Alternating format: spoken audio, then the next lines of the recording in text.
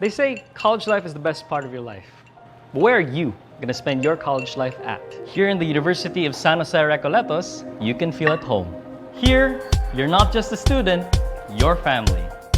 Studying for your bachelor's degree has never been more fun, right? With the memories that you'll surely make with your best friends along the way. And the winner is contestant number 4. You can make your college life the best part of your life here at the University of San Jose Recoletos. We inspire, and that's not all. We believe in quality Christian community-oriented education. We transform our lives and transform others.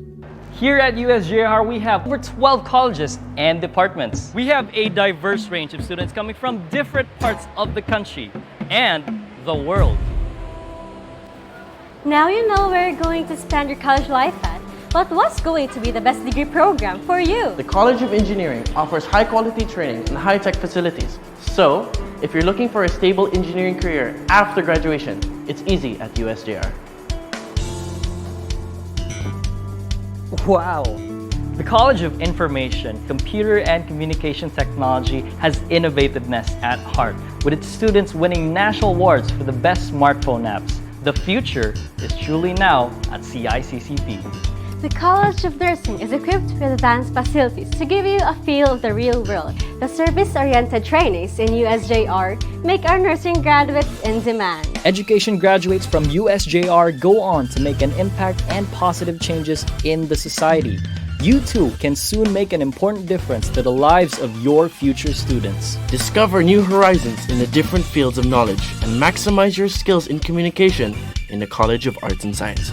USJ-R's College of Commerce leads by example by consistently producing top-notchers in board exams. With high-quality training, your keen sense of good business practices will help you become successful in the business industry.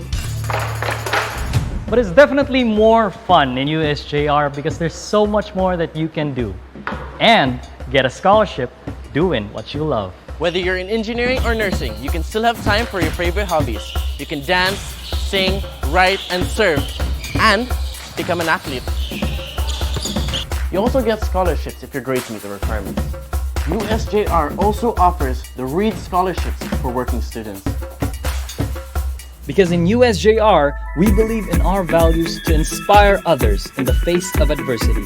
We put God in the center of everything that we do by helping others and answering the call to serve, by being thoughtful and truthful in the things we do, by going beyond our limitations, and by being the best versions of ourselves for the best of our community. In USJ-R, college life is more than just studying. It's definitely going to be the best part of your life. Because in USJ-R, We inspire. Adelante.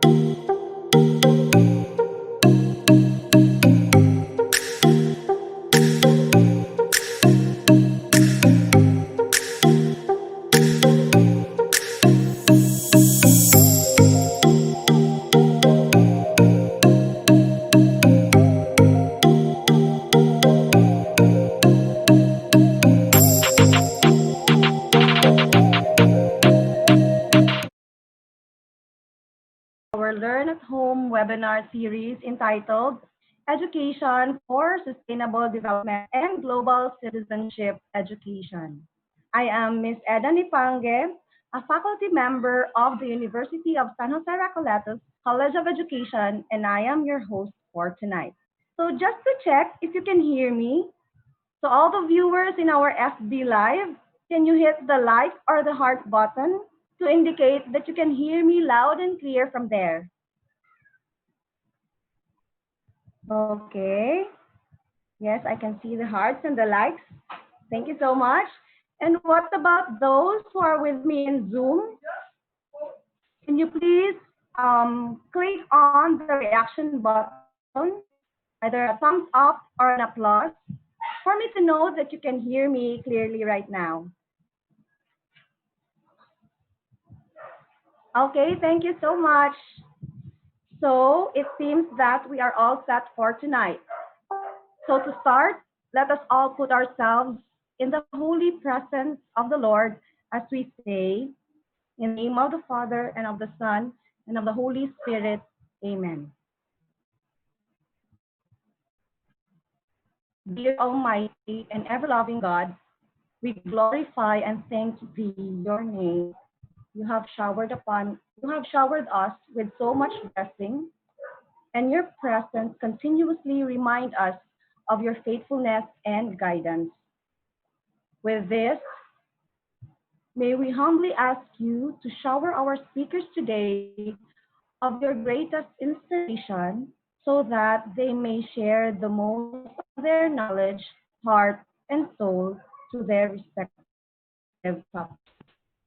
We pray that you would deepen our comprehension, broaden our thinking, and transform our understanding, and may we also absorb the invaluable knowledge and put into practice what we may learn today. Take what we have prepared and multiply our efforts as only you can. Steer our intentions to align with your righteous will and remind us of your faithful provision when our efforts fail us or fall short. May all glory up to you when we reach the finish line and climb over benchmarks. Keep love at the forefront of our minds today and guiding light for all we set out to accomplish and celebrate. For you and you alone are our wise counselor, our perfect teacher, and our faithful friend. Amen. In the name of the Father, and of the Son, and of the Holy Spirit. Amen. Okay, so I think we are all set for tonight. And so to officially start tonight's webinar session, Let us welcome our beloved and very supportive Dean of the College of Education, Mr. Justoni P. Babia, for an overview of what this session is all about. Hello, sir.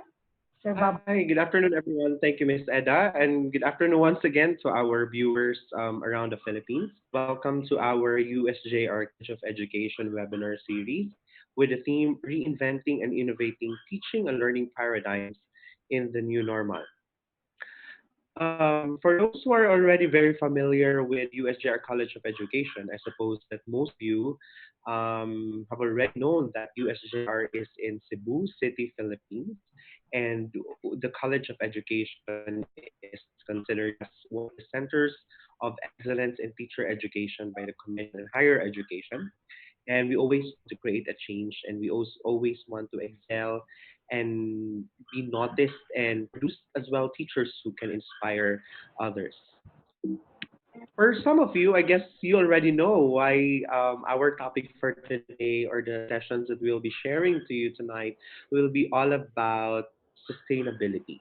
Because it is every June 5, or today it's June 5th, we are actually celebrating the World Environment Day. And for those who attended this morning's webinar session with CIMEO and UNESCO, I guess for some of you who have attended, you can do a thumbs up or a raise hand sign for most of you who were there this morning. We were talking about the effects of the COVID-19 effects on biodiversity, the science education reimagined. And we are very glad that we have shared different issues about biodiversity on how to sustain, how to restore, and what strategies are very appropriate in order for us to address biodiversity issues, especially during the time of the pandemic. And we were very much glad that, of course, with our representation in that particular conference, webinar conference, we were able to share our teacher education institutions initiative on the biodiversity activities in the lens of education for sustainable development. We also know that some of you have already finished attending the other four webinar series on the previous month, that was on May. And these were the four sessions that we have shared to you last time. The session one on Microsoft tools for learning and data analysis made easy.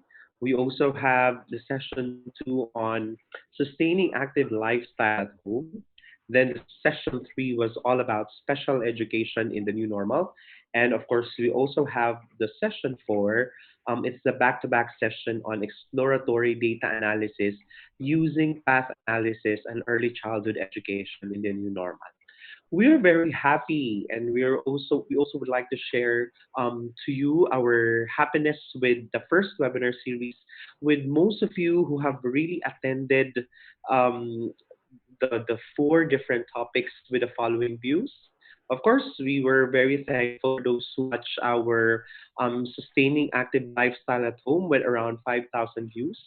For our the webinar series on Microsoft analysis and data analysis, Microsoft tools and data analysis made easy with about 7,000 views. And we also would like to thank those who watch our back-to-back webinar series on data exploratory analysis and early childhood education. That's about 16,000 views. And we were also very much thankful for those who have attended special education, the new normal, with 37,000 views. And so we are now moving on to the second set of our webinar series of June. And this is actually the first topic for the four sessions, and which is in line to the World Environment Day.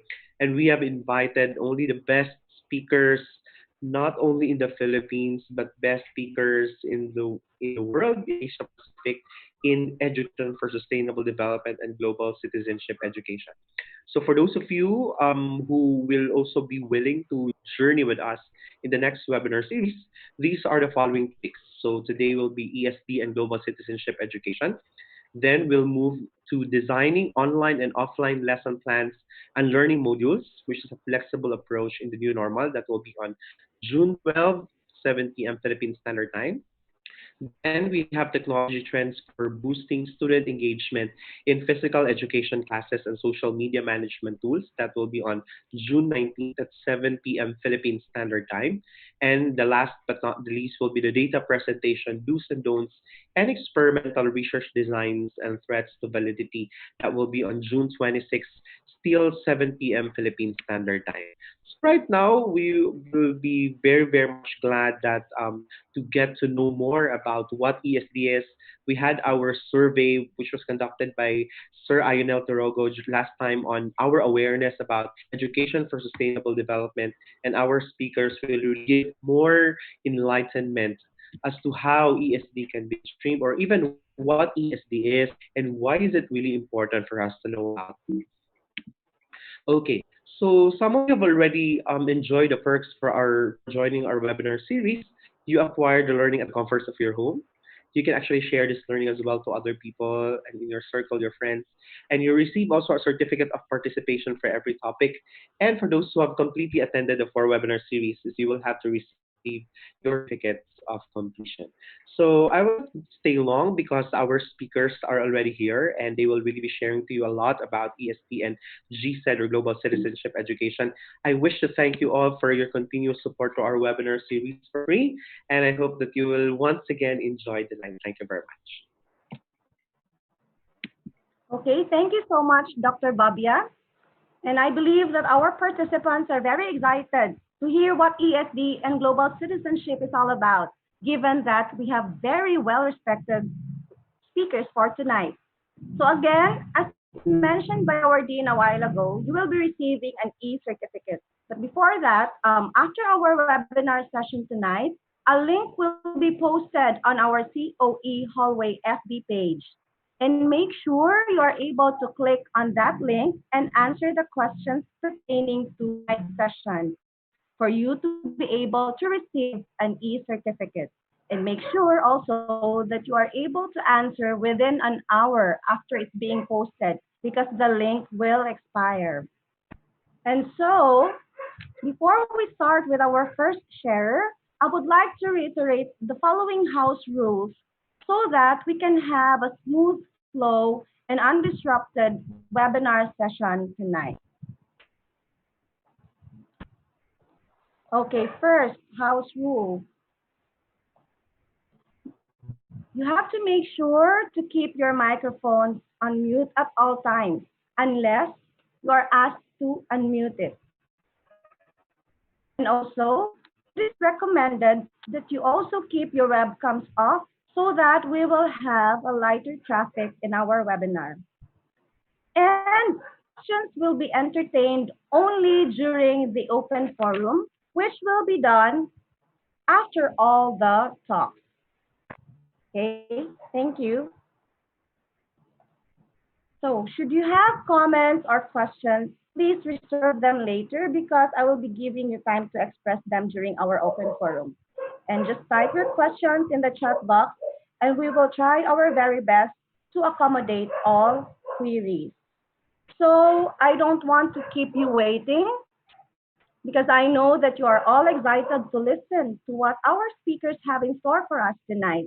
So without further ado, I will now introduce to you our first speaker. Our first speaker is an assistant professor at the Philippine Normal University, Manila. She holds a PhD in educational leadership and policy major in comparative education from Beijing Normal University under Chinese government scholarship.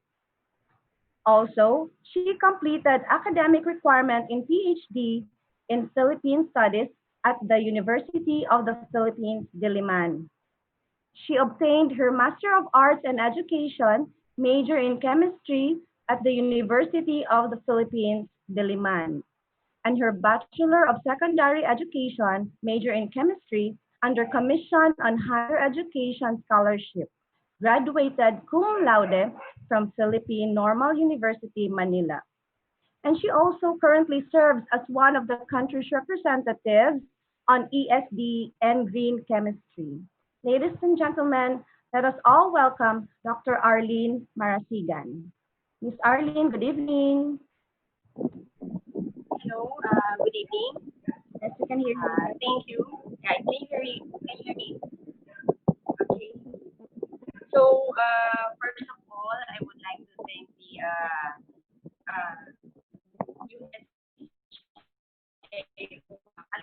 for inviting me here, and thank you, Dr. Jess Babia, my friend and my colleague. So, actually, this is my first time to join an live. Though we have a very small group online discussion, we call it dialogue. Okay. So, and it's more of academic thing of this one. So, it's very motivated and inspiring. So for tonight, I'm going to discuss the education for sustainable development and global citizenship education. So maybe they ask why ESD and why ECE. So we are dreaming of or aiming social justice, equality, and equity, not just in the field of education, but in all aspects of our life as human beings and including our environment. Okay, next. So, yeah. So, why ESD and global citizenship education? I will use the term, okay, eco-pedagogy. So, it's still part of the ESD. Eco-pedagogy is rooted in Pereirian pedagogy.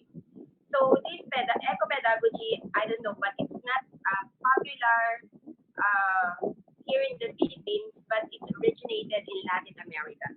So it's more of looking at environmental education for sustainable development in the context of critical theory or critical pedagogy rooted in Pereirian pedagogy. So the context can be utilized to galvanize the teaching and learning process towards the social environmental oppression.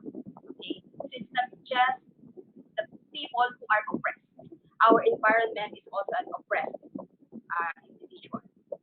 So, and then we have the consultation. Ma'am Arlene, can I cut you short for a while? Ma'am Arlene, Yes. medyo hindi ko naririnig yung audio. Parang medyo um, may nakasabit na konti. Can you Okay. um, Can you hear me now?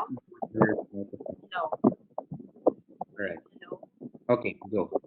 Okay. Sige. Okay. And then, well, the conceptualization it starts again as coined by Paulo Freire. It's called to be achieved. Individuals should be learning to perceive social, political, and economic contradiction and to make action against the oppressive element of reality. So it's rooted in his writing, Pedagogy of the Oppressed. Okay, next. So you might encounter that, eco-pedagogy term in our discussion. So next is, what is global citizenship education?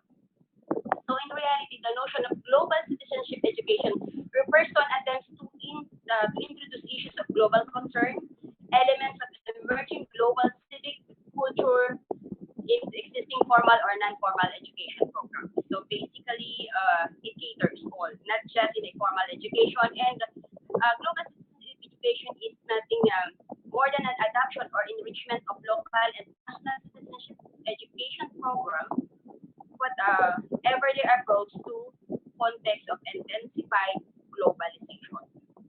So basically, globalization in the context of, economic-oriented intensification of the worldwide social relation with linked distance localities in such a way that local happenings are sharp by events occurring many miles away and vice versa. That's according to Torres and Hill. So basically, it's very timely. Why? Because it's not just today, it's June 5, but we are in the midst of pandemic. And the issue here in the Philippines is very timely again because of the issue of the anti-terrorism bill and then the nationality, the question, a big question mark of, the nationality of, our individual from the ABS-CBN And then aside from that, what's happening in the US is the people of colors.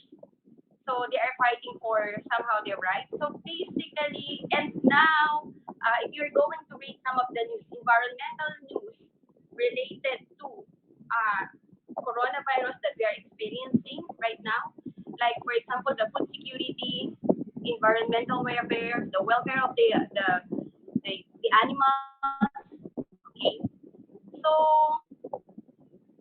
global citizenship education and sustainable development responds to the world which we live in, aim to address current looming and global challenges that are affecting us all, such as conflict, tension, population, terrorism, radicalization, climate change, environmental degradation, and equitable management of resources. And then, well, it's also somehow not just related to gender equality. It's but it's the entire human, our human rights. Okay, and then let's see the context of this one. What is the global challenges? Everybody, okay, experiencing these global challenges. So, as I have mentioned and enumerated, you can see in my PowerPoint, and common urgent need.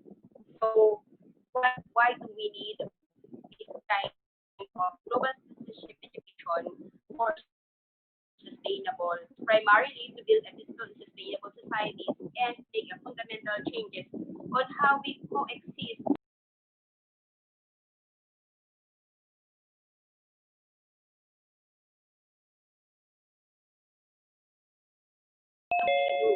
okay, of approaches to citizenship education.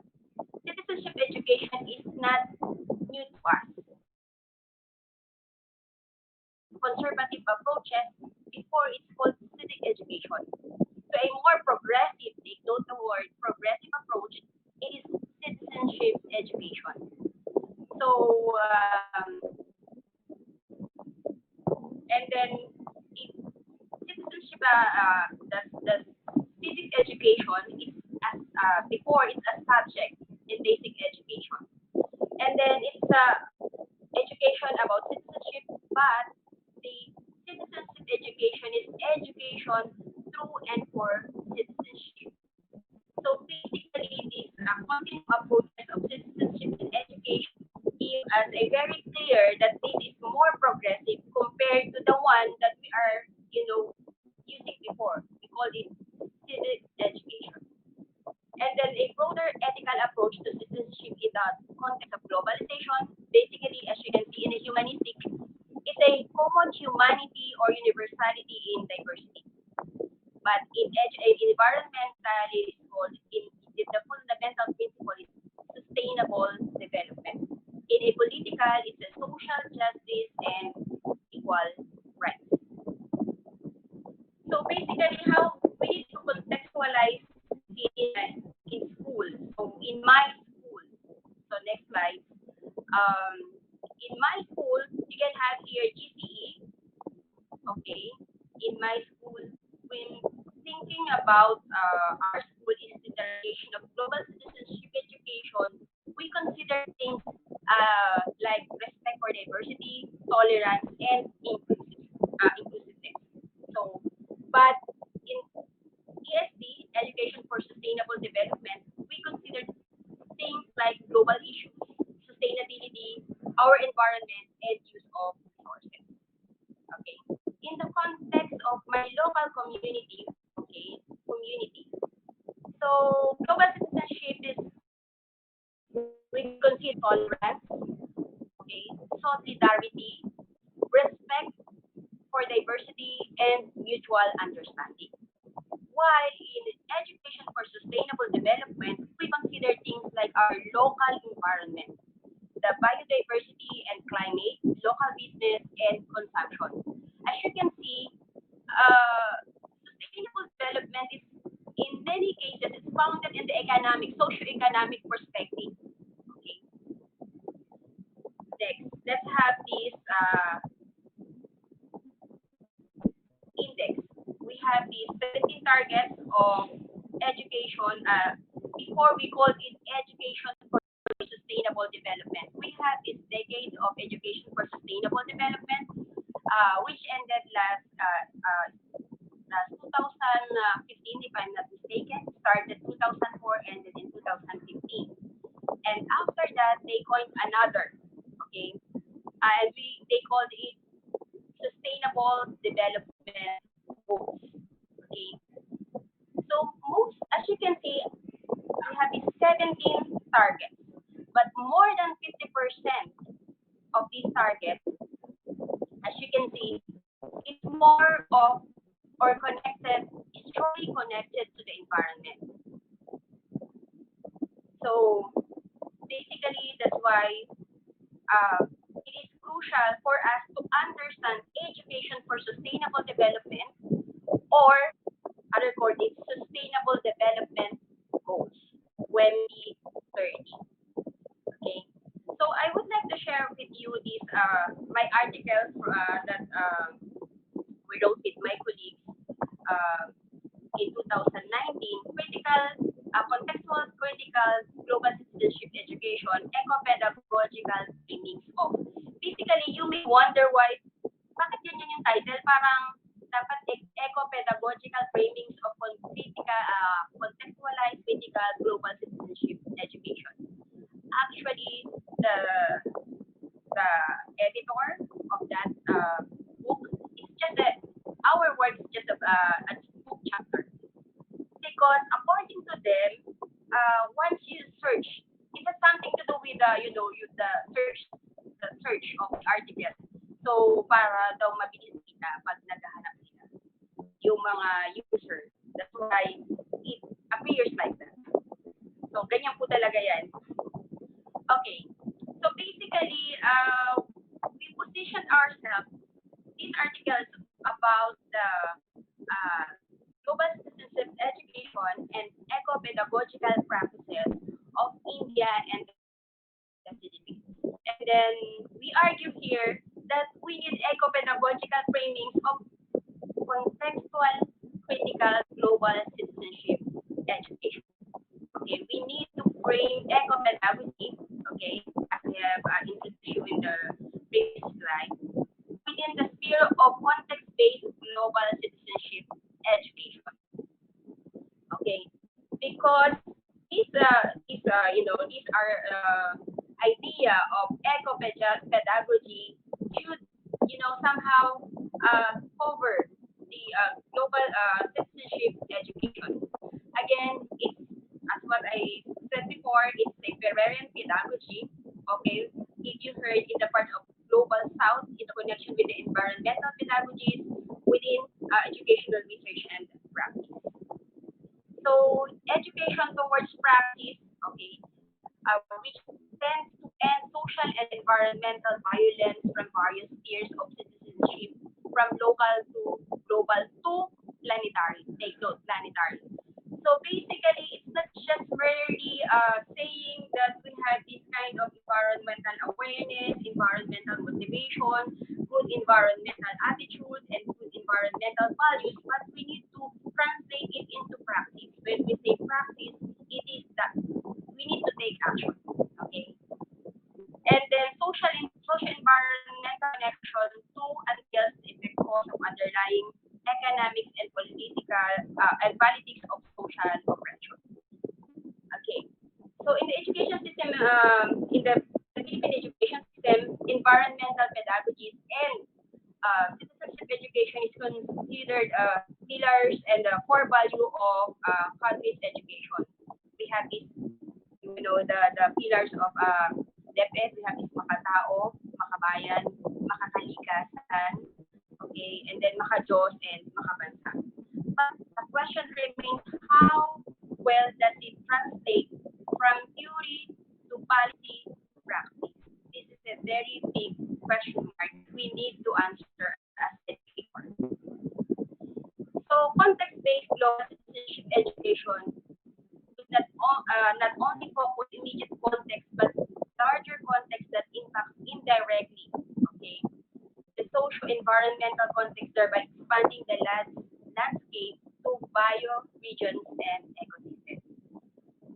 So this is to promote eco-pedagogical literacy, okay, within the context of the global south. So this one encourage and global citizenship education practices initiate democratic dialogue. So it's not more of prescriptive, more of restrictive and impulsive. So inside the outside academic circle, so democratic dialogue is somehow to give the left voice or the voices from below. So to make it more inclusive, the education to dialectically uncover oppression. So most basic, it's not just the human being that we consider oppressed. The environment itself is more oppressed compared to human. And then that's why we had this we call critical pedagogy. So it stressed that what happens outside the classroom is more important than what happens inside. Okay, so the outside and then the inside. And then schooling should not be separated from the society. Okay, if you still remember the book of Illich, Ivan Illich, so he has this book, this schooling society, which also look into the outside the classroom and inside the classroom and how uh, you know some oppression and people with from below uh, experience oppression. Okay, and then in here we have these are therefore being inter multi trans and cross disciplinary enables research and practice to move away from the traditional framings of global citizenship education and environmental pedagogy. So under the 417, okay, 17 targets, we had this target number 4, promote quality education. So basically, the target is by year 2030. So basically, how many years from now? We have 2020, 10 years from now, we need to ensure that all learners acquire, knowledge and skills needed to promote sustainable development, including others through education for sustainable development and sustainable lifestyle. So basically, I highlighted some of the significant uh, concepts here like human rights, gender equality, culture of peace, and then global citizenship and cultural diversity. So, and then this one builds and upgrade the facilities of the child with disability and the gender sensitive, inclusive and effective learning environment. And then by year 2020, it's another crucial challenge for us, the qualified teacher, including the international cooperation of teacher training in developing countries. And then next is the SDG number 16, the target for peace, justice, and strong institutions. So basically, this one uh, dedicated to promote peaceful and inclusive societies for sustainable development, the provision to access to justice for all, building effective and accountable institutions for all levels. So basically, as an educator, we play a significant role in promoting peace, justice, and strong institutions. So significantly to reduce all forms of violence related to, death rates, and then we have this promote the role of law and the national, international levels to ensure equal access to justice for all. So, and then this one ensure public access to information. This is part of this target, and particular in developing countries to prevent violence, combat terrorism, and crime.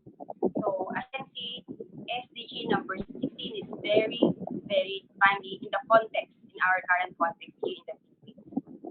So how can we engage? Engaging the whole school community. So key actors engage in successful, GCE and ESD activities. So basically, these education: solidarity, respect for diversity, shared sense of humanity. So basically, as you can see, we call it, other people call it soft skills, but some they don't want to hear it soft skills. They want it to labeled as essential skills, okay? Which makes us, man, human, and to promote humanity in the context of global citizenship education. Next is, yeah, we have this focus on the common core values, and then we have this focus on the notion of interconnectedness between local and global. Some people call it global, okay? And then widen the angle of global citizenship education. As I said, before it's civic education. And to make it progressive, now in our current situation, in the context of globalization, we call it global citizenship education. Encourage the implementation of common values within the community, as well as beyond local, national, and global context. So even before, even if in Africa, they have this what we call Ubuntu. Okay, I am because we are because I am. This one promotes, human beings, promotes humane society, promotes humanity. So basically, I want to share with you this one, the diagram that explains the role of teacher education preparation, and then their environmental perception, motivation, attitude, and values. The common idea is it's pretty well, it is interconnected. The socio-political aspects, the socio-economic, the socio-political, and the environment. It centers to the education for sustainable development, or sometimes it's called environmental education. Okay, but how about in the context of globalization? How can we weave these four, the cultural, economic, political, and environmental aspects of education for sustainable development, or in the context of global citizenship education? So this one, okay, we have this figure, the proposed environmental pedagogies framework for re-envisioning. Okay, I use the word re-envisioning teacher education in the 21st century. Before we use the term environmental education. Here comes the education for sustainable development. It is to somehow address the socio-political or socio-economic and socio-political issues with respect to environment. And then in the context of education, we have this pedagogical content knowledge that we need to somehow integrate. Okay, but still having the education, environmental education in the previous years, and now we have this education for sustainable development integrated to pedagogical content pedagogical content knowledge. Still, we have this gap. Okay, and in order to fill that gap, we have this kind from a critical perspective, or from a critical educator's point of view, we have these critical pedagogies that we need to have this kind of reinvention of the Elysian and the Ferrerian pedagogy. So we call it the eco-pedagogy, which is contextualized and critical. So as you can see, we have these three E's plus ECPCK, education for environmental sustainability for the 21st century and beyond. So as I told you before, eco-pedagogy or environmental pedagogy is more of all pedagogies that focus on environmentalism, including the eco-pedagogy, environmental education, and education for sustainable development. And see, I have these slides. I want to share it with you with my mentor, eco-pedagogy and citizenship in the age of globalization. So connection between environmental and global citizenship education to save the planet Earth. Because we have this idea of the small letter D development and the capital letter D of development. Basically, when we development in an economic perspective, it's more of consumption of use and consumption of resources. It is because of globalization. That's why we need to understand this eco-pedagogy and global citizenship education in the context of globalization. And then that's it. So I have here some readings of the exploring the complexity of global citizenship education, and yeah, you can access that one. So and then the people of colors. Basically, why I posted this our group photo is the people from my colleagues and classmates from different parts of the world. So it's for us to show support to this what's happening in the US right now, and then also the issues on here in our country, the terrorism, and ito yung pinakamahirap intindihan. Sinasabi mong Pilipino ka at tunay kang Pilipino, pero yung kapwa mo Pilipino, itinataboy ka at sinasabing hindi ka Pilipino. So, yun lang po yung masasabi ko. Thank you for listening. If you have a question, then my pleasure to answer it in our question and answer portion. Thank you so much. Okay, thank you so much, Dr. Marasigan. Indeed, ESD empowers individuals of any age to help transform themselves and the society that we live in. It seems that we are now more challenged to become global citizens and responsible actors who resolve challenges and respect cultural diversity for us to contribute in creating a more sustainable world. Okay, friends, I believe that we are now ready to listen to our second speaker as he will tell us more about education for sustainable development. Our second speaker is an educator with extensive experience in adult, community, and popular education with a focus on education for sustainable development and global citizenship education. He is a sought-after facilitator for his expertise in participatory, creative, and experiential learning methodology developed from his years of working as a grassroots environmental educator and theater practitioner in the Philippines. He is currently an associate professor of international development at the Royal Melbourne Institute of Technology, Melbourne, Australia. He is the president of the International Council of Adult Education and a board member of the Global Campaign for Education, representing the Asia Pacific region. Dr. Robbie was inducted into the International Adult and Continuing Education Hall of Fame in October 2012 for his contribution to adult learning in the Asia Pacific region. In 2016, he was awarded a Confetti Research Scholarship by the UNESCO Institute of Lifelong Learning to conduct research on education and resilience. Friends, let us all welcome Dr. Jose Roberto or Robbie Guevara. Good evening, Sir Robbie. Good evening. Can everybody hear me? There's some echo before I start. Yes, sir, we can hear you well. Okay. Sige, maraming salamat.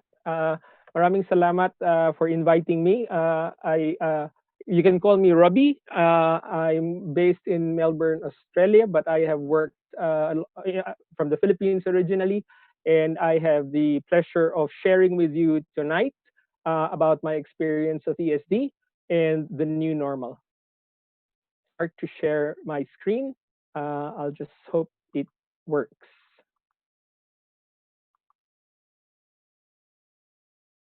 Okay. Can you see my screen? Yes, yes, Okay. doctor. Will you give me a warning in 25 minutes? Sure. Okay. Thank you. All right. Okay. So again, it's looking at this the topic of education for sustainable development in the new normal, and I acknowledge the contributions to Ma'am Arlene earlier. It's nice to hear a co-Filipino speak about eco-pedagogy. Uh, I want I want to start by acknowledging uh, that for you, most of you have responded already, and thank you very much. I was monitoring the responses to the menti.com. If you haven't responded, you can still respond, but I had to capture some of the responses while Arlene was presenting. So, maraming salamat. I also want to acknowledge that I am a migrant here in Australia. And as Arlene also mentioned, at the moment, the crisis in the United States is actually a crisis of uh, in terms of discrimination. So I would like to acknowledge the people of the Kulin Nation on whose unceded lands we conduct the business of my university, RMIT University. I respectfully acknowledge their elders, past, present, and emerging, and I acknowledge that I have been welcomed into Australia, and therefore I acknowledge that what I'm sharing is built on my work in the Philippines and my more recent work in Australia. I also wish to acknowledge that today many Filipinos suffer from the impacts of COVID. And so we have the opportunity to be online, we have the opportunity to learn, but at the same time, I think we should not forget that while we're here and learning, there's a purpose for why we're here and learning. And finally, I wish to acknowledge my colleagues from USJ-R, from CNU, Cebu Normal University, Cebu Technical University, and PNU Visayas, who are my co-ESD fellows. They are my co-workers or colleagues in the Philippines who have continued to keep me grounded in the realities of the problem in the Philippines. I celebrate World Environment Day with you, June 5, and I'd like you to keep in mind that the theme actually is protect nature, sustain our future. And so this is really about the new normal when we're talking about what kind of future is the new normal promising. There will be 5 parts to the presentation today. The first is just to look at what is the new normal, which basically looks at your response to the question. Second is how did we, as teachers, students, parents, and education leaders, respond to COVID-19? And again, this was part of the menti.com response. And then I would have 3 arguments. My argument is ESD can help us better understand the COVID pandemic. ESD can help us better respond to the COVID pandemic because it has not finished yet. And ESD can help us ensure that our education will not just respond, but actually shape the new normal. This is the first response that you had, okay? It doesn't really matter. For me, it does matter. We can't read the little small ones, but basically, what was the main response to the new normal, okay? Have a look, and the main things that you can read are clear responses about the new normal is about social distancing. The new normal is about distance learning, online learning. So there are aspects of physical distancing in terms of health, but there are aspects also of online learning and distance learning in terms of the use of technology, the use of blended learning. But amidst these responses, you will start to see responses that link to that the new normal is challenging, or it's about challenges. The new normal is about change.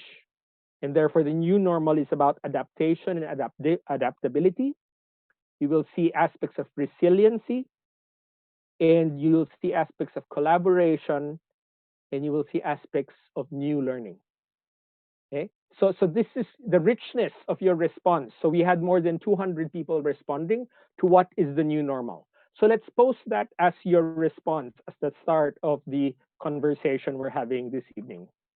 So how did we as teachers and students and parents and school leaders respond to COVID? Again, your responses are as follows, okay? And you will see that the main response really is around the whole idea of online learning, blended learning, no face-to-face, distance distance learning, modular strategies. Okay, and so a lot of the responses, and again, the richness and diversity of responses should be acknowledged. Okay, but the main thing that it seems to what happened is we all went online. I teach a graduate program, a master's program in community development here at RMIT University, and all of a sudden we went online. So I could not do the workshops that I'd like to do, but I had to develop new ways of teaching online and trying to still engage students through online learning. One of the ways that you did in USJ-R, this comes from the presentation of Sir Babia, in terms of how USJ-R responded to the COVID-19 pandemic. Primarily, the lockdown resulted in what they called the Internet of Things as a concept.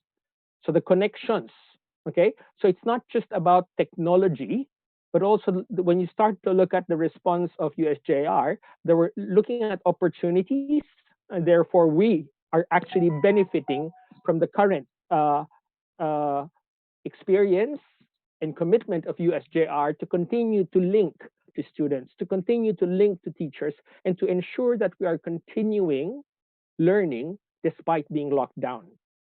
But we also know that there are challenges in terms of how we responded.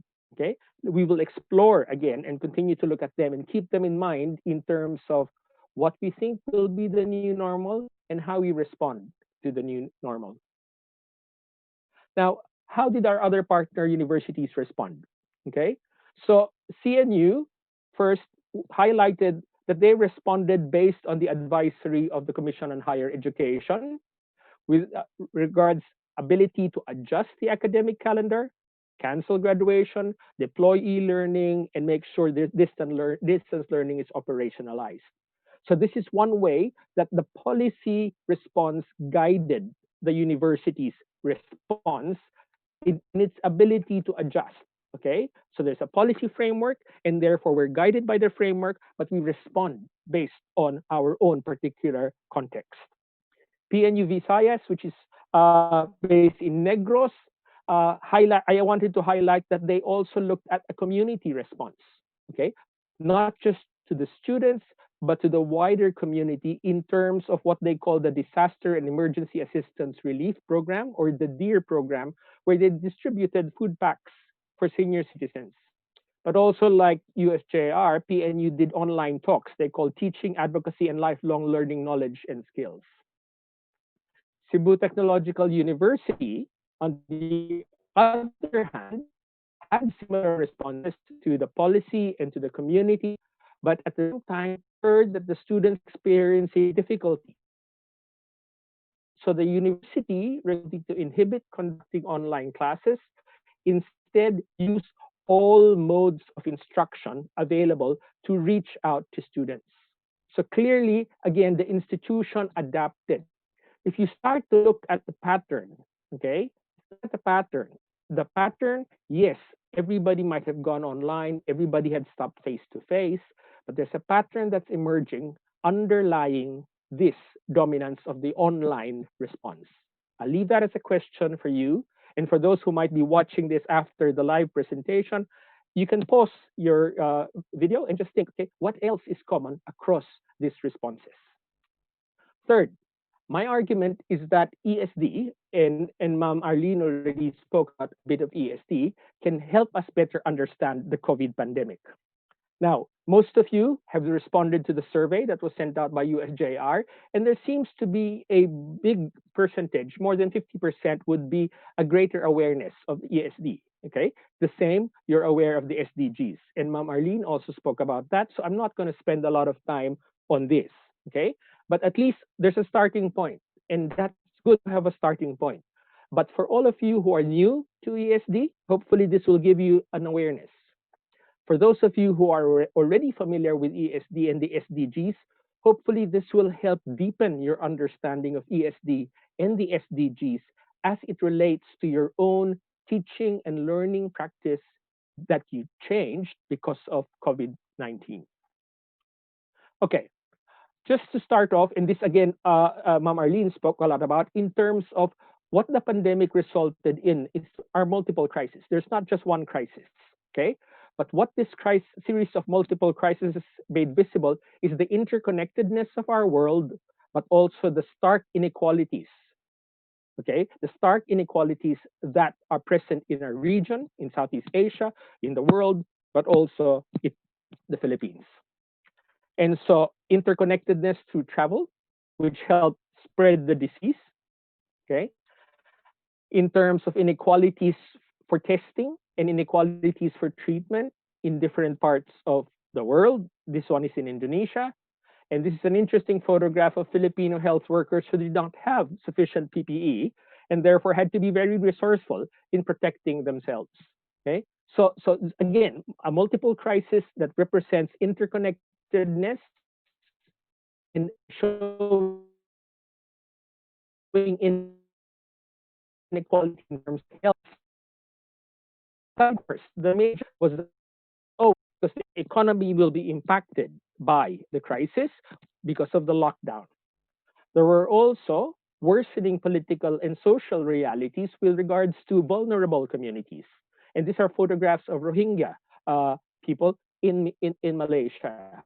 And so therefore, that's part of the inequalities that became more visible, but also inequalities in terms of education availability and access to technology. Yes, we all shifted online, but at the same time, we began to recognize that not everybody has access to technology, not everybody has the availability of the technology, and not everybody knows how to learn effectively through technology. You can use Facebook, Twitter, and all that quickly, but it's different when we want people to go online learning. Online learning is different from online delivery. I want you to keep that in mind. Okay, now, so my argument is ESD can help us understand this multiple crisis. I'm just going to go through a background and quickly because our leader also spoke about this, but I wanted to say that ESD and the SDGs are not new. Okay, in 1990 we had a global movement UNESCO led called Education for All. In 2000, the global goals became the Millennium Development Goals. One of the Millennium Development Goals was actually a goal for universal primary education. So there has been always an education goal linked to the global platforms. More recently, it's the SDGs in 2015. And the global goal in 2015 in SDG 4 is to ensure inclusive and equitable quality education and promote lifelong learning opportunities for all. So if this is the goal, how do we reflect on it being inclusive and equitable when we all shifted online? What are the implications of the COVID? Will it make it harder for us to achieve this global goal in 2030? Of course, yes. Okay. But what does that mean? How do we respond to this reality is the challenge we need to face. So this is just part of the 17 Sustainable Development Goals, as Arlene had said. But my approach to looking at ESD is historical. I want to talk about it from history because I want you to understand that our educational responses are not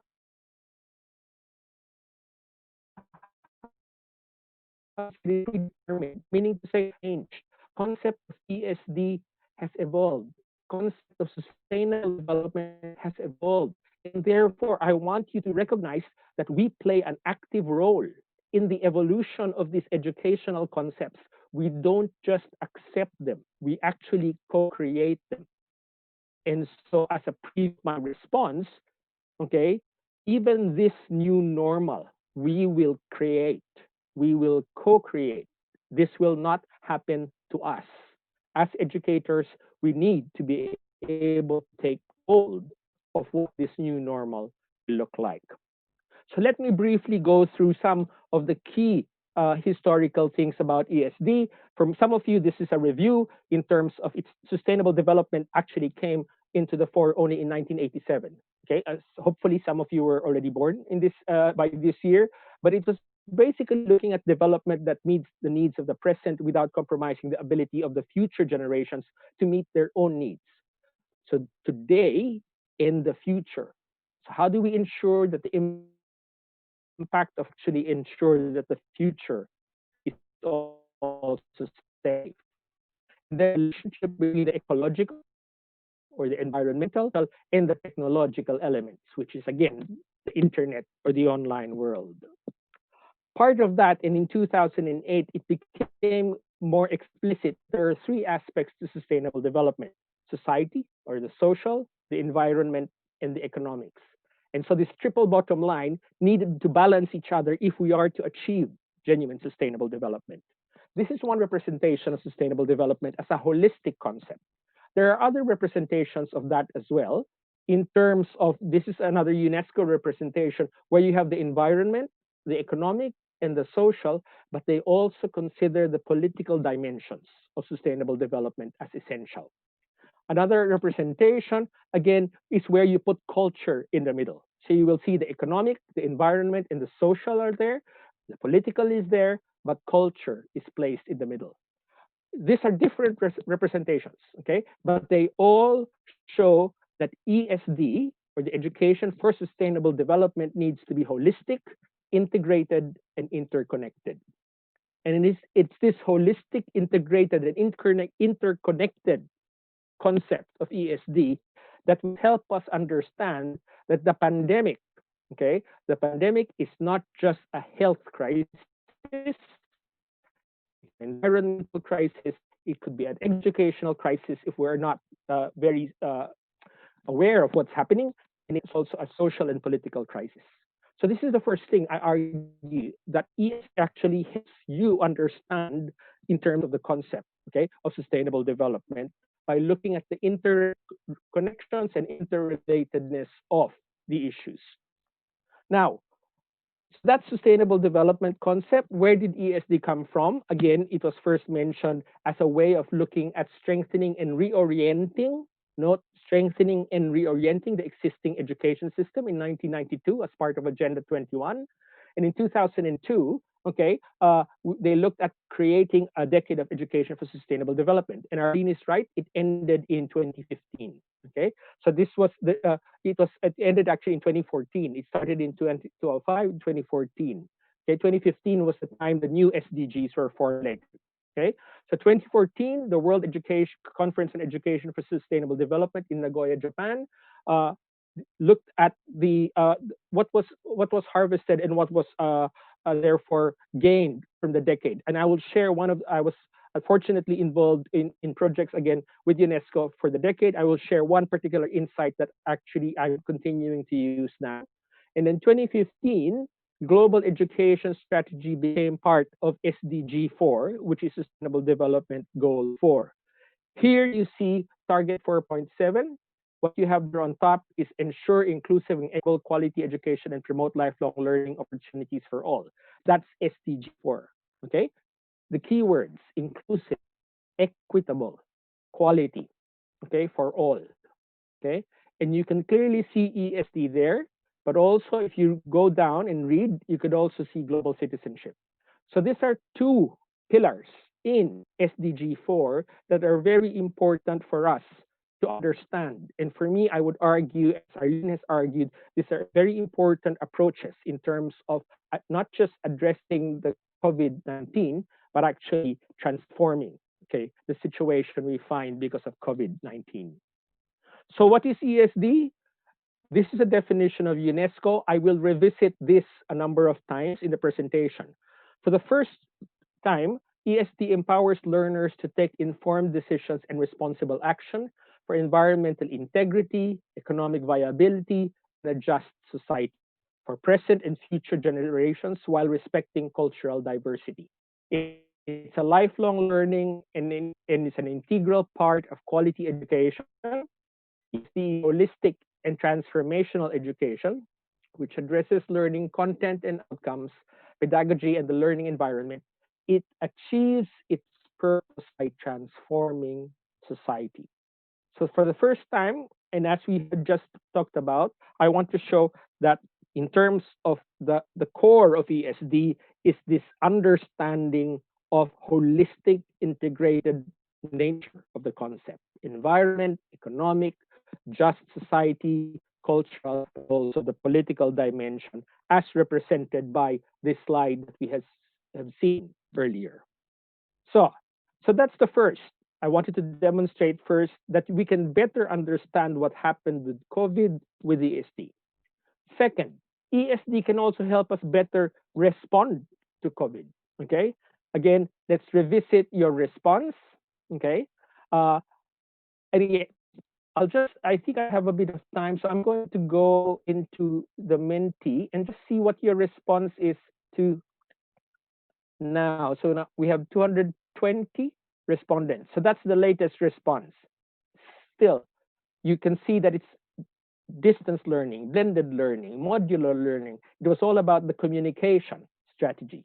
Okay, so it's very similar to what we have here in terms of a few minutes earlier in terms of the response. Okay, as I said, it's a very rich response, but primarily the response was to go online. Okay, so let's look now at the response. In terms of the response, I've highlighted the same definition, but this time I've highlighted quality education. So the first was I highlighted the holistic part. This time I highlight the quality education part, where you look at learning content, learning outcomes, the pedagogy, which again, Arlene talked about eco-pedagogy, which I really like, and the learning environment. Okay, so it's very similar to what the response of USJ-R to COVID-19 has been. This whole idea that you start to look at not just what you're teaching, but how you're teaching. Okay, and looking at the learning environment, because we could not go into an environment, the online learning environment is what we look at. So in terms of looking at ESD also helps us look at, okay, what kind of education, okay? So not just understanding, okay, the crisis, it's what we have done in response to the crisis. The framework I talked about that has come from my experience working with during the decade of education for sustainable development comes from three books. Three books we call Tales of Hope. Okay, so these are we call them storybooks in a way. But if you can access, you have the link there. What what we developed with in this 10-year project actually was an evaluation and practice framework. Okay, what we talked about earlier was a conceptual framework. This is what we call a practice framework, and the practice framework is easy to remember because it's called hope. Okay, it's called hope in terms of when we started this work in 2005, people were saying, "Oh, ESD is so complex, we cannot understand. It seems to be everything to everything." So yes, everything, but start to look at it. Aspect of ESD is it's holistic. Okay, and we talked about that aspect of being holistic. The other aspect of ESD's definition is around the acknowledgement of participation and partnership. Participation of your students, of the community. You remember PNU's response to the community, CTU's response to the students, okay? And the partnership between the policymakers and the universities like CNU is doing, okay? So this aspect is about participation and partnership. What does participation and partnership do? It ensures that there is ownership. There is ownership of the response. There is ownership, therefore, of the outcomes. Okay? It's not just dictated to you. You are actually response. And in the end, therefore, it is empowering. It's empowering because it addresses, okay? It addresses and goes back to the holistic. It addresses not the educational response, because the educational response is linked to who has access to the internet, who has a computer at home, who has a phone at home. For example, colleagues in India were saying there's one phone at home, but it's usually owned by the father or usually by the eldest brother. It disenfranchises the young women from actually having access to the internet. So this holistic ownership-based participation, partnership, and empowering are elements of good ESD practice. So let's use this framework now to look at the experiences that I have been talking about. First, holistic, in terms of the different aspects of the concept we talked about. Remember, COVID is not just a health crisis, it's an economic crisis. There are potentially educational crisis, and also social crisis. Holistic in terms of response, that the way USJ-R looked at, okay, yes, we will go online, but we will consider the opportunities and the challenges related to it. There is participation of the community both ways. We don't just help the community like PNU has done, but also reach out to the community in terms of the talks they were giving. There's ownership in the response, as CNU was guided by the policy, but actually responded to the policy as well. And there was empowerment in terms of CTU's response to be able to have said they're finding it difficult. So therefore, how do we therefore ensure that we can continue to reach out to them? Okay, so finally, ESD can help us ensure that our education will not just respond, but shape the new normal. Okay, so we've built up our discussion. So where are we in the new normal? This is the discussion. Let's look at what you said, if there are any more new responses. Okay, let's look at the latest response to what is the new normal. Okay, there you go. The new normal is still social distancing. As of now, that might be where you are in the Philippines in terms of the crisis. COVID is still very much alive. Here in Australia, we have lifted our lockdowns. Okay, schools have gone back already in terms of the lower grades and the year 10, 11, and 12. And then the rest of them will come next week on the 9th of June. So it was a staged return to school. Okay, what they've discovered, there were good things in terms of the lockdown, in terms of the new normal, but also there were certain bad things in terms of education as well. There were both ways. Okay, so how do we deal with this reality, this complex reality of the new normal? Okay, as I said earlier, what you can see in terms of the new normal, yes, you have social distancing, you have also distance learning that are health and learning aspects. But also, there's a recognition that the new normal will be challenging. We have to innovate, we have to adapt, we have to be resilient, and we have to recognize and develop capacities for new ways of learning together through collaboration. And so you said, and very good, out of 206 responses earlier, okay, you were saying ESD is relevant to our response to COVID-19, and hopefully I would have given you more tools to convince yourself it will not be 5.4, it will be 6. And ESD will help me learn better and teach better in this new normal. Because the last part of this definition, remember I said I'll revisit this 3 times. The first time I talked about the definition of ESD from the concept perspective. The second time I talked about the definition of ESD from the methods. Now I'm talking about the goal of ESD, to achieve transformation of society, but also to have transformational education. Okay? So this is not just about adapting to the new normal. This is as much about creating the new normal. And so this is my example. This is my key argument. So what I've done is say, who else thinks that the new normal, that the shift to education has not just been difficult, but also is beneficial? This is the World Economic Forum. You will look at the World Economic Forum, primarily, of course, they talk about maintaining the economy.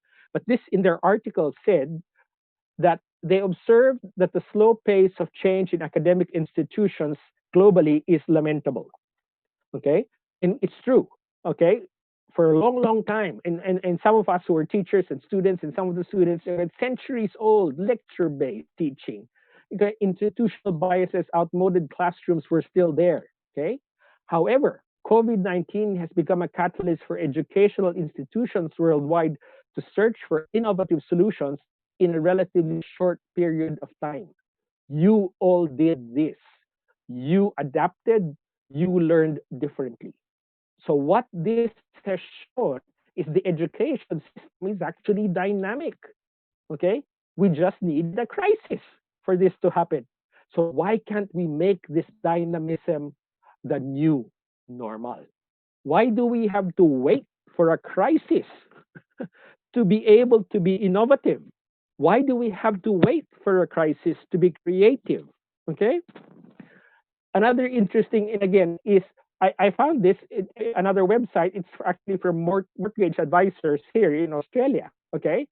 The pandemic has shown a light on educational alternatives as we undertake huge homeschooling, is what they called it here. Online teaching, educational games, self led learning, and virtual reality have been forced upon our educators and students. Forced. The result is a much broader scope of educational options and a generation of parents and teachers with a greater understanding of how children learn and what works best. It is hoped the experience will inspire education decision makers, our policymakers, not to fear change as they look for a way to transform our education system. So, my plea and advocacy to you is for you to tell your leaders and for you to tell the policymakers that what we have done should be a lesson not to wait for future crises, but to recognize that transformation of the education system is possible. We all saw that during this crisis. And so let's review the outline. I first started by looking at your experience. I asked you what for you is the new normal and how you responded to the new normal in terms of your response to COVID. I then talked about ESD as a better way to understand the pandemic using the concept of ESD. I then asked you that ESD will better help you to respond in terms of the method, the hope framework. And finally, ESD can help us ensure that our education will not just respond, but shape the new normal. This is about the context. We will not wait for another crisis to change our education system. We will recognize that transformation is the new normal. And so I'd like to end with, again, it's nice to see a co-Freirean, and I love Paulo Freire. Paulo Freire, in reflecting on how context shapes educational practice, described that the banking method emphasizes permanence and becomes reactionary. On the other hand, a problem-posing education, the crisis posed a problem to all of us, which accepts neither a well-behaved present or a predetermined future, roots itself in the dynamic present and becomes revolutionary. ESD as transformation, I would argue, is the new normal. Maraming salamat. Thank you so much to Robbie for an insightful presentation on how can we become agents of transformation during this time of pandemic. I believe that our viewers and participants are now inspired and encouraged to be global citizens who engage and assume active roles both locally and globally to face and to resolve global challenges and ultimately become proactive contributors to creating a more just, peaceful, tolerant, inclusive, secure, and sustainable world through ESD. Thank you so much, Sir Robbie. Maraming salamat. So at this moment, we will now be entertaining questions from our viewers. So if you have some questions or clarifications, kindly write it in the chat box or in the comment section found at the bottom of your screen. However, due to time constraints, we can only cater up to 2 questions, one from our Zoom participants and the other one from our SB Live viewers. So I will just choose among the questions posted and will ask the speakers on your behalf. So for questions which are not chosen to be asked on air, don't worry, we will try our very best to answer all these in our COE Hallway FB page. Okay, Zoom participants and FB Live viewers, do you have any question? Okay, let me check our chat box in Zoom. Okay, we have one from Mr. Steven. Okay. What are the differences in the world concerning the knowledge and awareness about climate change? Which mental modes have to be overcome in order to reduce the awareness action gap? And to which extent can ESD contribute to this? Again, let me read the question. What are the differences in the world concerning the knowledge and awareness about climate change? And which mental modes have to be overcome in order to reduce the awareness action gap? And to which extent can ESD contribute to this? Anybody from our speakers? Sir Robbie or Miss Arlene? Arlene, do you want to start? You may start. Okay. Yeah. In terms of okay. Again, I'll use the three concept of climate change, the understanding meaning of climate change in terms of, say, there's difference in knowledge. Yes, there's a difference in knowledge that impacts on the action.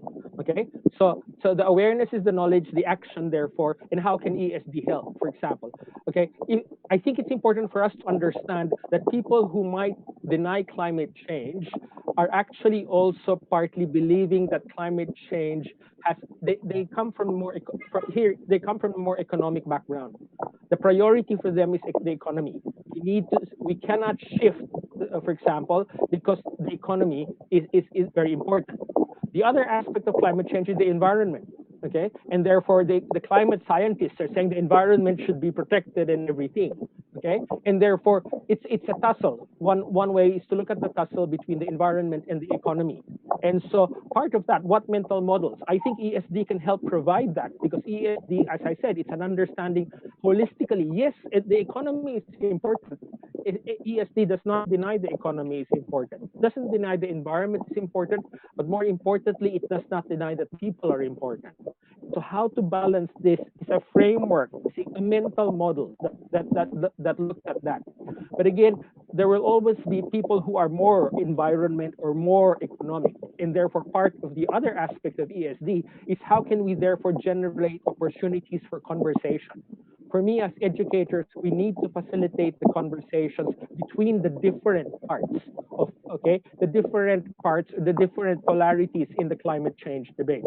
Because as you will know, climate change is not just also, like the COVID, climate change is not purely an environmental crisis, okay? It is a social crisis, and it will have economic implications as well. And so we need to be able to balance that, and that's the kind of thinking that I think ESD can help. Ma'am Marlene. Yeah, okay.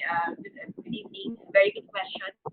Yeah, there, from a critical point of view, it's and from we need to achieve the balance. Okay.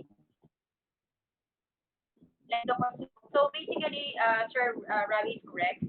So we need to strike a balance on how to value the economics and the environment. Okay, because if we don't see, if we don't observe the balance, it's really very challenging for us to combat the climate change. Well, we cannot move to both extremes. We cannot be too extreme to the environment because we cannot develop something. We need the environment. And then when it comes to economic, if we maximize our resources, then where is what we call sustainability? And also, I think it's more of a critical eco-pedagogy. When we say critical eco-pedagogy, new paradigm for the living out of the transformative eco-pedagogical practice. Take note of the practice. So it's not just you are aware, it's not just you are, you have this very high environmental values and attitude, but somehow it must be translated into action, not just advocacy or program. Well, as a student or as an individual, we cannot change the world overnight. Okay, so basically, our contribution to combat this climate change is to act according to our ability and somehow be more participative when it comes to have this kind of dialogue. So I've already mentioned the what we call the conscientization, deepening of the attitude of awareness. Okay, it's not just you are aware. It must be, it has this kailangan natin mapalalim. Okay, so I think that's all. Critical, dialectical pedagogy. That's what we need in order to achieve the balance to combat this climate change. Thank you. Okay, thank you so much, Dr. Arlene and Dr. Robbie. So we have one more question from our FB Live viewer. This is from Sir Edward Mira. How can we address those educational problems and challenges in the Philippines in terms of sustainability and global citizenship? Again, how can we address those educational problems and challenges in the Philippines in terms of sustainability and global citizenship? Would like to answer first, Miss Arlene or Sir Robbie? Okay. So, sir, should I? Hello, sir. Okay. Well, sabi nga ni Sir kanina, ESD is about everything and everything. So basically, we can, educational challenges through ESD and global citizenship education if and only if we truly understand what do we mean by ESD and global citizenship education. Based on my presentation, okay, as individual, we need to understand the Philippine context of education. We have a lot of challenges. Knowing the socio-political, the socio-cultural, the socio-environmental, and the socio-economic context of the country. So basically, I think to be too ambitious and to prescribe what we need, what action we need to consider. But there are several, actions and several, several actions and planning that we need to consider. But then at the end of the day, as an individual, as I told you before, you can start your own advocacy by doing a small, work that within your context. So, like for example, you're in an island, okay? So, how can we achieve this kind of, online learning? So, everybody's talking about online learning. Everybody's talking about, education 4.0. But the thing is, what contribution you can make or you can share to the children in a marginalized, in a very far from area of the country. So maybe you are not expecting, the society, the community, they're not expecting so much from us. A small act of kindness, a small act of understanding by giving or sharing your resources and your idea how to give them a better or what we call quality education, it's enough. Okay. So ESD and global citizenship education is not, asking for a big achievement for the school, for the individual, but what contribution that you could share to the community is a valuable step for you to somehow cater the demand of this ESD and global citizenship education. So sabi nga nila ay less is more and then simplicity.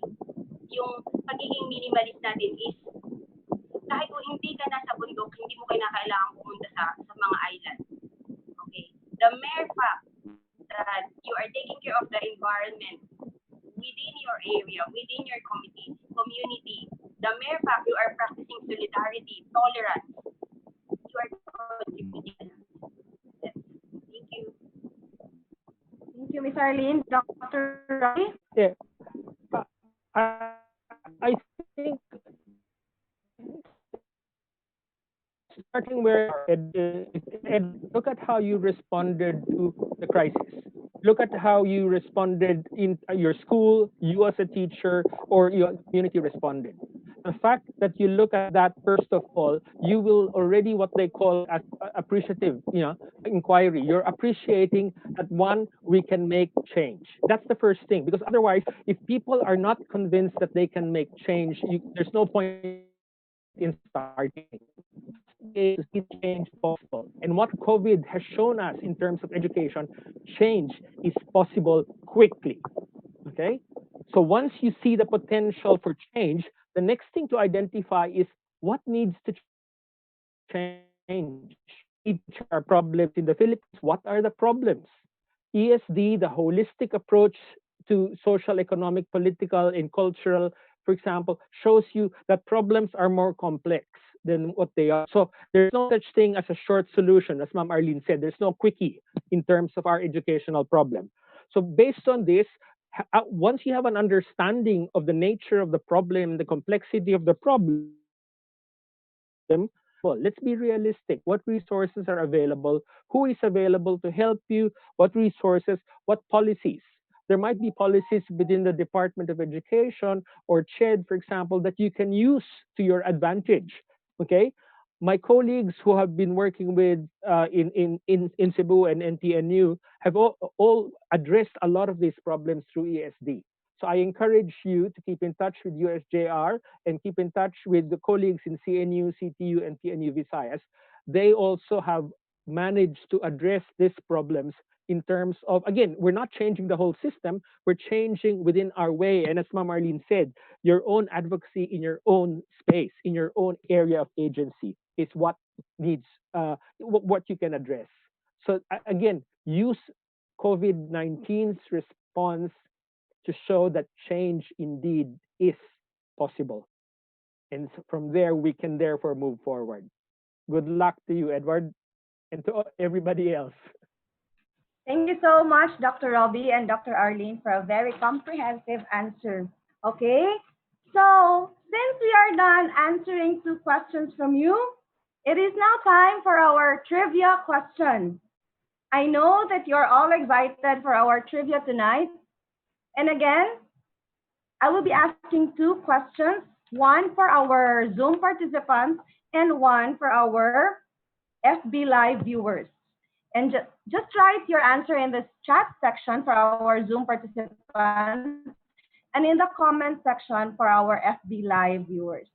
The first one to give the correct answer will be our winner and is entitled to receive 100 pesos and will be sent to your GCash account. So have your GCash account ready. Okay? So, question for our Zoom participants. Let's see if you really listened to our speakers a while ago. Okay, so how many goals does ESD have? Again, how many goals does ESD have? Okay, I can see your answers coming. Okay, we already have a winner. Okay, congratulations to Miss Shayna. Congratulations, Miss Shayna. The correct answer is 17. Okay, Miss Shayna, kindly give me a private message. Give me your details, your GCash account, and your name so that we can send you your prize later. Okay, congratulations, Miss Shayna. And so let's go now to our FB Live viewers. Okay, are you ready?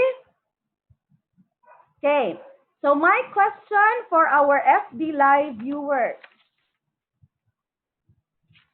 What does the world celebrate today, June 5? What do we celebrate today? FB? Viewers from our FB Live? Anybody?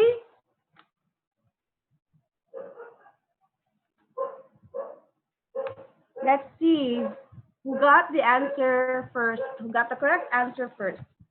What does the world celebrate today?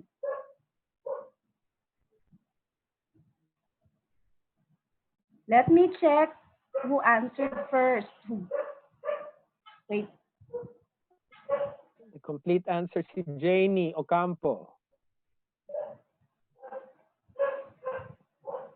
Okay, congratulations to Miss. Wait, I cannot see. I can see.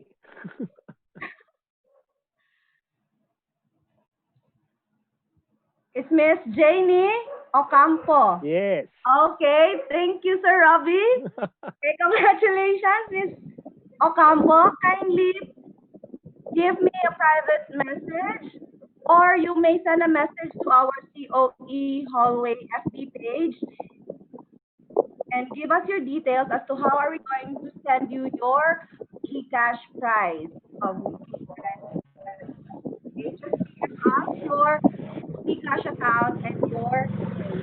Thank you so much and congratulations. Okay, so friends, I know for sure that you are wondering and at the same time excited as to what our next session in the webinar series is all about. So I would like to welcome Mrs. Leia Ladonga to give us an overview of our next webinar session. Good evening, Ma'am Leia. Yes, good evening. Hello, can you hear me? Yes, yes. Hello? Yes, I can Yes, hear. we can hear you. Okay. Hello, Ma'am Leia. Yeah. Hello. Hello, good evening.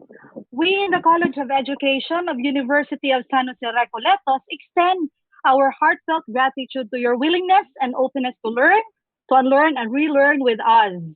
May all our responses to this pandemic be anchored on ESD framework. May it radiate the mnemonics of hope.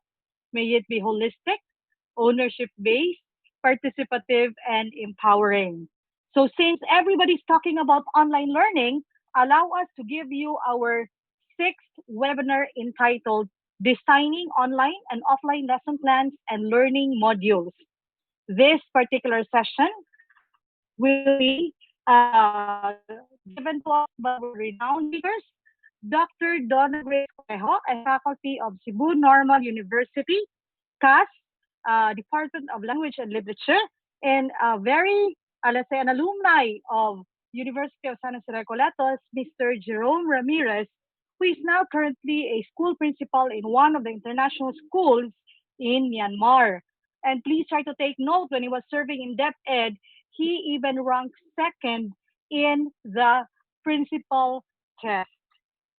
So, with that all in mind, again, we are all inviting you on June 12, 2020, Independence Day, 7 o'clock in the evening, Philippine Standard Time.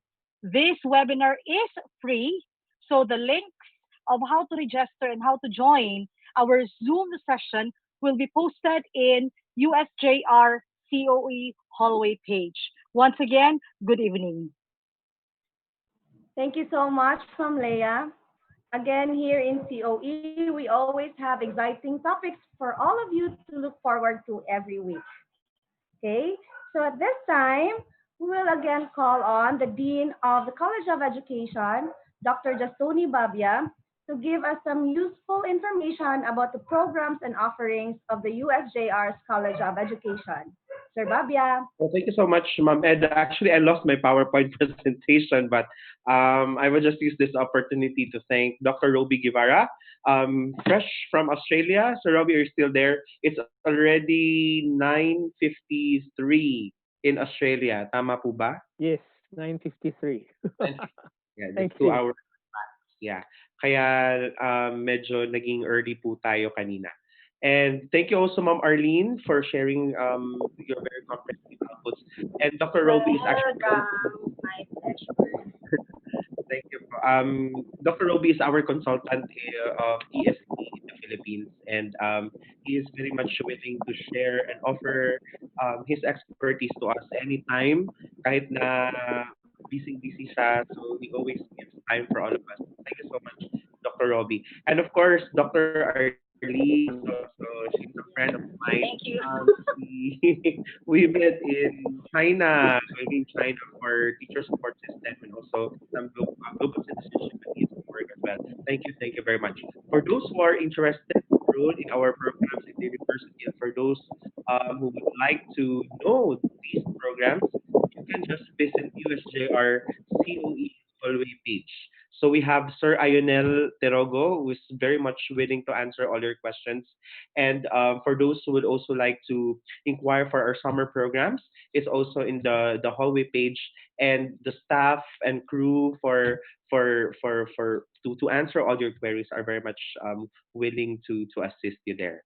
So again, marami pong salamat. I hope that you will have a happy environment day today. And congratulations also to our host for tonight for facilitating well. Thank you so much. Thank you so much and welcome. Thank you so much, Rebabia. So, friends, I am sure that everybody was able to learn something new tonight. So, we have learned that to understand the rapidly changing world that we live in, we should seek new perspectives and we should approach education using a method that aims to produce individuals to become global citizens. In individuals who do not only passively observe what is happening in the society, but are able to act and to intervene as well. So, therefore, we should not only be passive observers, but rather we should be change makers. And for us to be agents of sustainability, we should be able to think and to act alone or with others to work on a more sustainable world for the present and the future generations. So before we go, make sure you visit the COE Hallway FB page and click on the link posted and answer the questions pertaining to tonight's session for you to receive your e-certificate. And make sure you are able to answer that within an hour after it's being posted because the link will expire. Okay? So if you want to know more about the College of Education of the University of San Jose Recoletos, the varied courses or majors we offer, and the amazing projects we have had, please visit our website, www.usjr.edu.ph, or our FB page, COE Hallway, and be part of our growing family now. So once again, this is your facilitator tonight, Ms. Eda Nipange, a faculty member of the College of Education, saying thank you so much for always supporting our Learn at Home webinar series. See you all again next week for another exciting topic. Good night and adelante.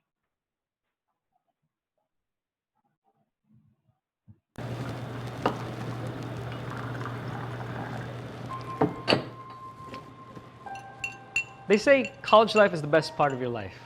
But where are you going to spend your college life at? Here in the University of San Jose Recoletos, you can feel at home. Here, you're not just a student, you're family. Studying for your bachelor's degree has never been more fun, right? With the memories that you'll surely make with your best friends along the way. And the winner is contestant number 4. You can make your college life the best part of your life here at the University of San Jose Recoletos.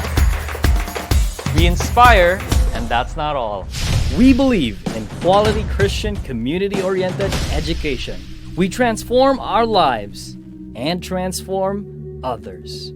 Here at USJ-R, we have over 12 colleges and departments. We have a diverse range of students coming from different parts of the country and the world. Now you know where you're going to spend your college life at, but what's going to be the best degree program for you? The College of Engineering offers high-quality training and high-tech facilities. So, if you're looking for a stable engineering career after graduation, it's easy at USJ-R. Wow! The College of Information, Computer and Communication Technology has innovativeness at heart, with its students winning national awards for the best smartphone apps. The future is truly now at CICCP. The College of Nursing is equipped with advanced facilities to give you a feel of the real world. The service-oriented trainings in USJ-R make our nursing graduates in demand. Education graduates from USJ-R go on to make an impact and positive changes in the society. You too can soon make an important difference to the lives of your future students. Discover new horizons in the different fields of knowledge and maximize your skills in communication in the College of Arts and Sciences. USJ-R's College of Commerce leads by example by consistently producing top-notchers in board exams. With high-quality training, your keen sense of good business practices will help you become successful in the business industry. But it's definitely more fun in USJ-R because there's so much more that you can do. And get a scholarship doing what you love. Whether you're in engineering or nursing, you can still have time for your favorite hobbies. You can dance, sing, write, and serve, and become an athlete. You also get scholarships if your grades meet the requirements. USJ-R also offers the Reed Scholarships for working students. Because in USJ-R, we believe in our values to inspire others in the face of adversity. We put God in the center of everything that we do by helping others and answering the call to serve, by being thoughtful and truthful in the things we do, by going beyond our limitations, and by being the best versions of ourselves for the best of our community. In USJ-R, college life is more than just studying. It's definitely going to be the best part of your life. Because in USJ-R, We inspire. Adelante.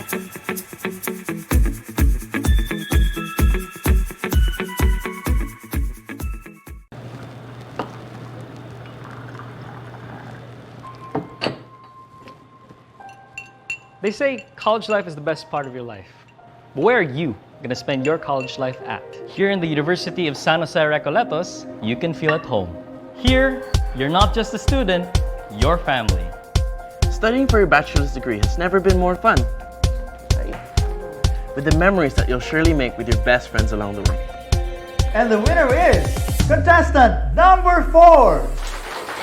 You can make your college life the best part of your life here at the University of San Jose Recoletos. We inspire, and that's not all. We believe in quality Christian community-oriented education. We transform our lives and transform others. Here at USJ-R, we have over 12 colleges and departments. We have a diverse range of students coming from different parts of the country and the world. Now you know where you're going to spend your college life at, but what's going to be the best degree program for you? The College of Engineering offers high quality